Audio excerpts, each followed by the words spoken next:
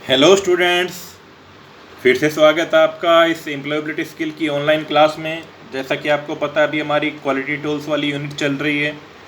उसमें हमने quality consciousness के बारे में चर्चा कर ली है, क्वालिटी सर्कल के बारे में चर्चा हमारी जारी है। आज का जो टॉपिक है वो एग्ज़ाम पॉइंट ऑफ व्यू से काफ़ी इम्पोर्टेंट है, जिसके बारे में हमें जानकारी होना अति आवश्यक है। एग्ज़ाम में एक क्वेश्चन अवश्य पूछा जाता है इसमें से। तो आज जो हम टॉपिक लेने जा रहे हैं वो step for continuous quality circle. ये कुछ स्टेप्स हैं जो एक क्वालिटी को इम्प्रूव करने के लिए सतत जारी रहते हैं, कंटिन्यू रहते हैं।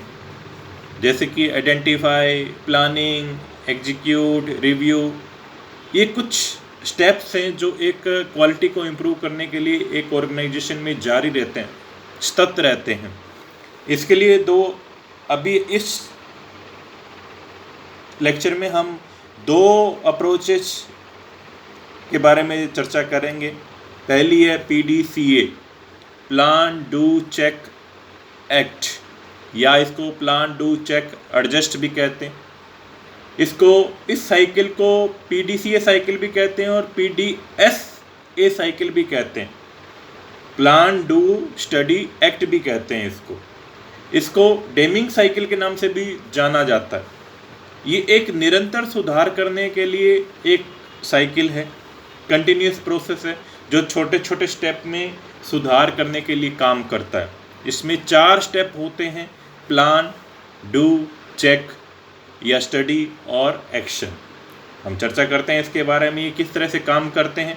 प्लान, सबसे पहले तो हमें परिवर्तन के लिए योजना बनानी है कि हमें क्या परिवर्तन करना है। उसके बारे में हमें जानकारी होनी चाहिए, उसके बारे में हमें एनालाइज होना चाहिए, विश्लेषण किया जाना चाहिए उसके बारे में भविष्यवाणी किए जाने, हम फ्यूचर में क्या चेंज करने जा रहे हैं, उसकी योजना हमें बनानी है। सबसे पहले प्लानिंग करनी है कि हमें क्या चेंज करना है।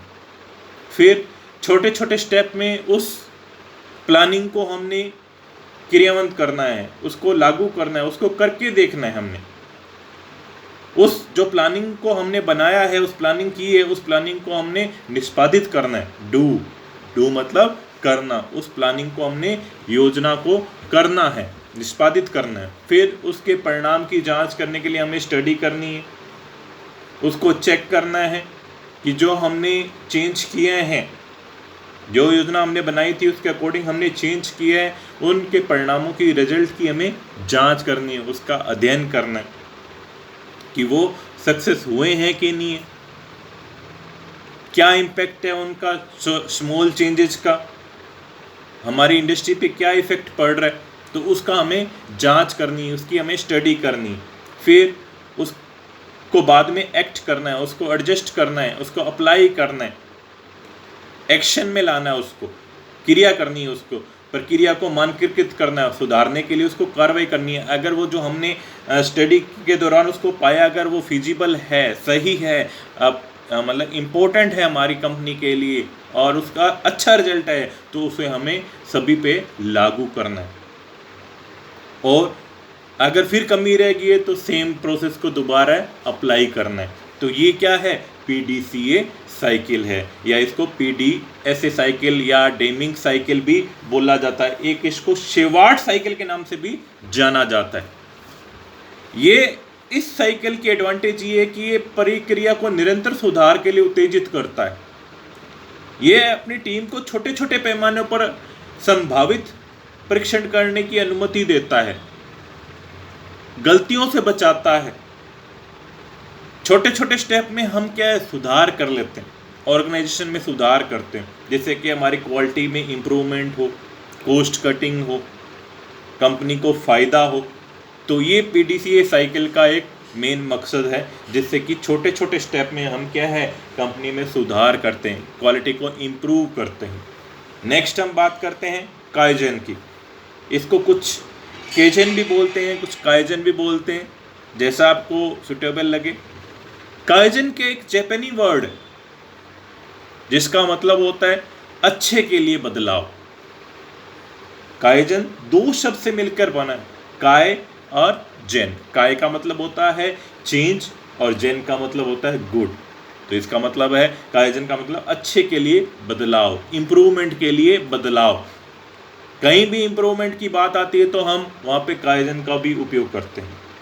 काइजन एक छोटे छोटे बदलाव, ये भी सेम जैसे PDCA साइकिल में था उसी तरह इसमें भी क्या होता है, इसमें भी प्रोसेस क्या होता है, छोटे छोटे स्टेप में होता है।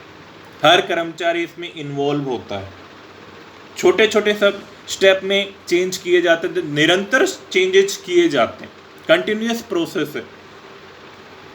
इस प्रोसेस से क्वालिटी इंप्रूव होती है, कॉस्ट कटिंग होती है, सेफ्टी प्रोवाइड होती है, प्रोडक्शन इंक्रीज होता है, कर्मचारियों को अपने आइडियाज रखने का मौका मिलता है।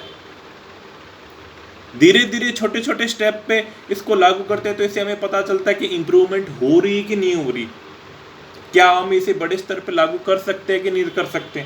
अगर वो छोटे स्टेप में हमें अच्छा रिजल्ट देता है तो हम उसको बड़े स्टेप पे भी ले जा सकते हैं। ये नीचे से ऊपर की तरफ का प्रोसेस है, स्टेप बाय स्टेप प्रोसेस है, कंटिन्यूस इंप्रूवमेंट का प्रोसेस है, सतत चलने वाला प्रोसेस है। इसके कुछ स्टेप्स हैं जिनके बारे में हमें जानकारी होनी चाहिए। जैसे पहला स्टेप है गेट एम्प्लॉयज इन्वॉल्व, कर्मचारियों को शामिल करें। ये भी जो हमने प्रॉब्लम दूर करनी है वो हमें प्रॉब्लम कहाँ से मिलेगी, कर्मचारियों से तो मिलेगी। कर्मचारी उस सर्कल में भाग लेंगे, उस मीटिंग में भाग लेंगे, जिससे कि हमें वो अपनी समस्याएं रखेंगे तो हमें उनकी समस्याओं को पहचानने में मदद मिलेगी, समस्याओं के बारे में पता चलेगा, प्रॉब्लम्स के बारे में पता चलेगा, है कि नहीं। फिर gather A list of problems, समस्याओं का पता लगाएं, एक सूची बनाएं भी जो प्रॉब्लम आ रही है एक जैसी संभावित प्रॉब्लम्स हैं क्या वाकई में वो प्रॉब्लम है। तो उन प्रॉब्लम, अगर ज़्यादा प्रॉब्लम्स है तो उन प्रॉब्लम्स की हमें क्या करनी है, सूची बनानी है। फिर encourage solution, then choose an idea, फिर उसका समाधान निकालना है।